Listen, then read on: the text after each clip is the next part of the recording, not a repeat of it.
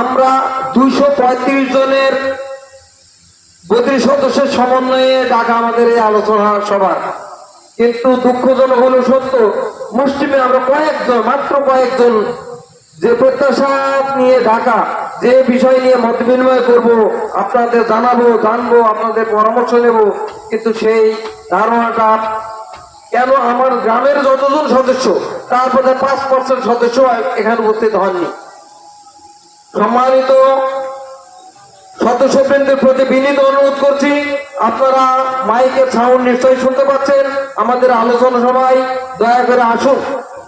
আসার ফলে আপনারা ধারণা পাবেন, নেবেন। যদি রোজার মাস জানছি, প্রখর রোদ, তারপরেও আমাদের ব্যবস্থাপনা তো আছে, আপনাদের বসার সামিয়ানার ব্যবস্থা সবকিছু মিলিয়ে এখানে যতটুকু পারা গেছে।